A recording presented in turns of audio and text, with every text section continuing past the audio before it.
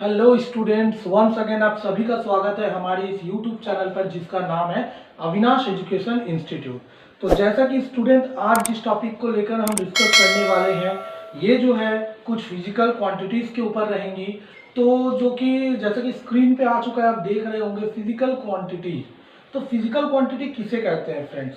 तो यहाँ पे देखिए सबसे पहले लिखा हुआ है, इसका डेफिनेशन क्या लिखा हुआ है, a physical property that can be measured and describe by a number is called physical quantity.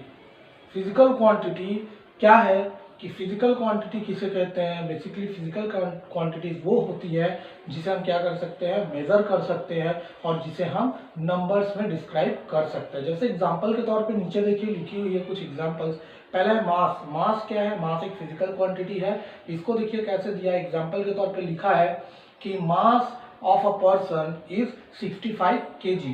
यानी ये जो पर्सन है इसका जो मास निकला है ना, मास वो केजी में है। देखिए और कितना निकला, 65। तो इसको हम लोग रिप्रेजेंट कर रहे हैं नंबर में 65 एंड केजी का मतलब इसको मेजर कर रहे हैं। इसका मतलब क्या है कि जो ऊपर डेफिनेशन लिखा है वो करेक्ट है कि हम क्या करते हैं, नंबर में इसको मेजर करके नंबर में इसको एक्सप्रेस करते हैं। जैसे कि सेकेंड देखिए जो इसका एग्जाम्पल है लेंथ का, लिखा हुआ है length of a table is 3 metre. यानी किसी टेबल का लेंथ जो है यदि 3 मीटर, यानी इसको हम क्या किए, मेजर कर लिए, मेजरेबल है, मीटर में मेजर हो गया और इसके नंबर्स कितना है, 3, यानी 3 मीटर का है। तो इसलिए हम लोग इसको 3 मीटर लिख के दिखा रहे हैं। उसी तरह से देखिए जो नेक्स्ट है एरिया। एरिया का एग्जांपल दिया हुआ है, area of a hall is 100 metre square. तो यहाँ पर क्या है, मीटर का स्क्वायर, वो जो कि एरिया का यूनिट होता है और चूंकि एरिया मेजर करके आया कितना 100, तो इसलिए यहाँ पे लिखा हुआ है 100 मीटर स्क्वायर। तो चलिए ये तो रहा फिजिकल क्वांटिटी। फिजिकल क्वांटिटी का मतलब तो हमने समझ लिया कि जिसे हम मेजर कर सकते हैं एंड जिसे हम लोग नंबर में एक्सप्रेस कर सकते हैं। अभी फिजिकल क्वांटिटीज कितने टाइप्स की होती है वो देखते हैं। चलिए नेक्स्ट। अभी देखिए फ्रेंड्स, फिजिकल क्वांटिटीज जो होती है बेसिकली 2 टाइप्स की होती है, ठीक है। तो जिसमें पहला आता है फंडामेंटल क्वांटिटीज एंड जो सेकंड होता है वो आपका होता है डिराइव्ड क्वांटिटीज। तो पहला जो आया हुआ है आपके सामने फंडामेंटल क्वांटिटीज। तो फंडामेंटल क्वांटिटीज क्या होती है उसके बारे में डिस्कस करते हैं। तो देखिए यहाँ पर डेफिनेशन में लिखा हुआ है कि the physical quantities which do not depend on any other physical quantities for their measurements are known as fundamental quantities. यानी अगर मैं इसको सिंपल में बोलूं तो फंडामेंटल क्वांटिटीज वैसी क्वांटिटीज को बोला जाता है जो किसी के ऊपर डिपेंड नहीं करती है, वो खुद की बनी होती है। जैसे एग्जांपल दिया मास। मास यानी क्या है, मास को हम लोग खुद यानी एम से डिनोट करते हैं, स्मॉल एम से, और उसकी जो यूनिट है केजी। तो ये मास जो किसी और एक्स्ट्रा कोई यूनिट से मिलकर नहीं बनी, कोई और क्वांटिटीज से मिलकर नहीं बनी है। उसी तरह से लेंथ जो है वो भी खुद के ऊपर डिपेंड होता है, किसी के ऊपर डिपेंड नहीं होता। उसी तरह से टाइम है, टेम्परेचर है। तो इस तरह से क्या होती है, फंडामेंटल क्वांटिटीज होती हैं। वैसे तो फंडामेंटल क्वांटिटीज जो होती हैं वो टोटल 7 होती है। यहाँ पे 4 का एग्जाम्पल्स दिया हुआ है। तो बेसिक लेवल पे आपको यूजुअली अभी 3 ही याद रखेंगे तो चलेगा, मास, लेंथ एंड टाइम। तो चलिए नेक्स्ट देखते हैं। अभी देखिए नेक्स्ट जो है इसका फिजिकल क्वांटिटीज का जो सेकंड टाइप है वो है क्या, derived quantities.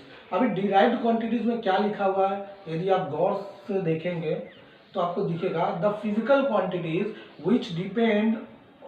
which depend on one or more fundamental quantities for their measurement are known as derived quantities। यानी इसका मतलब क्या है कि पहले जो फिजिकल क्वांटिटीज के मैंने पहला पार्ट की बात की थी जिसमें क्या था, फंडामेंटल क्वांटिटीज, जिसमें मास, लेंथ, टाइम एक्सेट्रा आते थे। तो डिराइव्ड क्वांटिटीज क्या होती है, जो फंडामेंटल क्वांटिटीज से मिलके बनती है। जैसे एग्जांपल के तौर पे आप देखिए, इसका अगर हम एग्जांपल ले लेते हैं, मान लीजिए स्पीड, जो सेकेंड वाली स्पीड की जो फॉर्मूला होती है वो क्या होती है, स्पीड की फॉर्मूला होती है डिस्टेंस बाय टाइम। तो यहाँ पे डिस्टेंस के लिए फिर से लेंथ आ गया यानी एल की बात हो रही है, एंड टाइम के लिए फिर से समय यानी सेकंड की बात हो रही है। और यहाँ पे जो डिस्टेंस बाय टाइम होता है उसी से हमें स्पीड का निकलता है, स्पीड का फॉर्मूला है। यानी स्पीड के लिए मुझे डिस्टेंस और टाइम का होना बहुत ज़रूरी है, चूंकि डिस्टेंस और टाइम ये दोनों लेकिन कौन सी क्वांटिटीज में आती है, ये फंडामेंटल क्वांटिटीज में आती है। यानी कि स्पीड को हमें अगर देखें तो ये डिराइव्ड क्वांटिटीज इसीलिए कही जाती हैं क्योंकि इसमें जो होता है हमें फंडामेंटल क्वांटिटीज की मदद लेनी पड़ती है इसको एक्सप्रेस करने के लिए। उसी तरह से अगर आप देखेंगे फोर्स का, तो फोर्स के लिए फॉर्मूला क्या होता है, मास इंटू एक्सेलरेशन होता है। तो यहाँ पे मास कहीं ना कहीं वापस से फिर एक फंडामेंटल क्वांटिटी की हेल्प लेनी पड़ रही है मास। ओके, तो इस तरह से क्या होता है, ये डिराइव्ड क्वांटिटीज होती हैं। यानी हमने अभी क्या देखा कि फिजिकल क्वांटिटीज दो तरह के होते हैं, एक होते हैं फंडामेंटल क्वांटिटीज, अनदर होता है डिराइव्ड क्वांटिटीज। फंडामेंटल क्वांटिटीज मतलब जो खुद के ऊपर निर्भर हो, किसी से मिलके ना बने। चूंकि डिराइव्ड क्वांटिटीज क्या होती है, जो फंडामेंटल के हेल्प से बने, जैसे ये सब एग्जाम्पल्स है। चलिए नेक्स्ट देखते हैं। अभी देखिए स्टूडेंट्स, यहाँ पर कुछ फंडामेंटल क्वांटिटीज मैंने बताया था आपको कि टोटल जो है 7 होते हैं। तो यहाँ पे 7 फंडामेंटल क्वांटिटीज के नाम दिए हुए हैं और उसके राइट साइड में इसके डायमेंशंस दिए हुए हैं। डायमेंशन बहुत ही इंपॉर्टेंट है स्टूडेंट्स, क्योंकि डायमेंशन निकालने के लिए देता है बेसिक क्लासेस में 9th में। तो यहाँ पे देखिए क्या है डायमेंशन।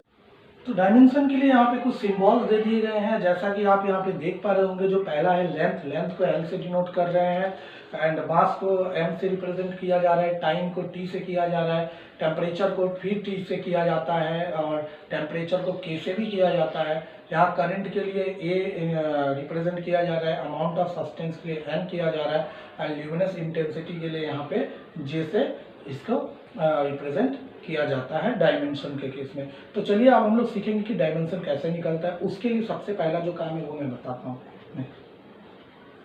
देखिए सबसे पहली चीज क्या है पता है आपको, किसी भी चीज का, किसी भी क्वांटिटी का, किसी भी फिजिकल क्वांटिटी का यदि आपको डायमेंशन निकालना है तो सबसे पहले उसके फॉर्मूलाज को याद रखना बहुत जरूरी है स्टूडेंट्स। जैसे कि यहाँ पर देखिए कुछ बेसिक लेवल की जो आती हैं एग्जाम्स में, वहाँ पे मैंने कुछ यहाँ पे फिजिकल क्वांटिटीज के नाम दिए हुए हैं। साथ ही साथ देखिए यहाँ पे इस चार्ट बॉक्स में फिजिकल क्वांटिटीज के फॉर्मूलाज को भी दिया हुआ है, एंड देन उसका डायमेंशन निकाला हुआ है। तो डायमेंशन जो राइट साइड में एकदम दिया वो कैसे निकलता है वो एक दो एग्जांपल दूंगा, उम्मीद करता हूँ आपको समझ में आएगा। फिलहाल के लिए आपको क्या करना है, ये चार्ट में दो चीज़ों को पहले याद करना बहुत जरूरी है। पहली तो है ये सारी फिजिकल क्वांटिटीज के नेम, एंड देन उसके बाद जो सेकेंड कॉलम में लिखा हुआ है इसके जो भी सारे फॉर्मूलाज है वो।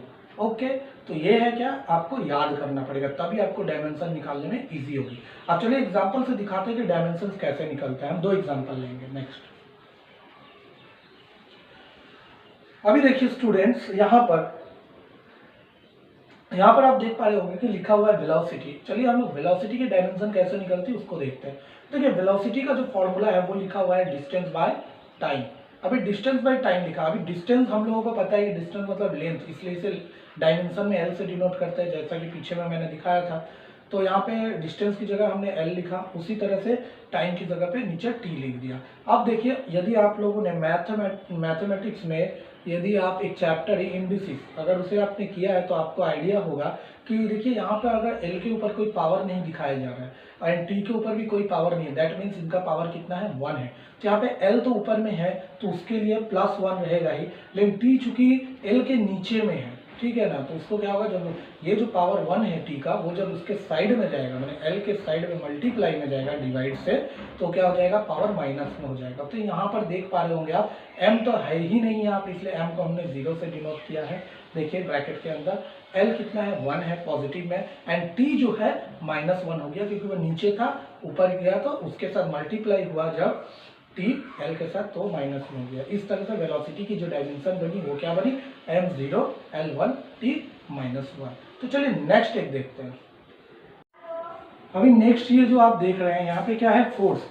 अभी देखिए फोर्स का जो फॉर्मूला है लिखा हुआ है मास बाय एक्सेलरेशन। उसी के जगह पे देखिए नीचे में मास तो हो गया आपका फंडामेंटल क्वांटिटी में, लेकिन अभी भी एक्सेलरेशन नहीं है, तो एक्सेलरेशन का फॉर्मूला हम अगेन पुट किए हैं, क्या नीचे में है, वेलोसिटी बाय टाइम।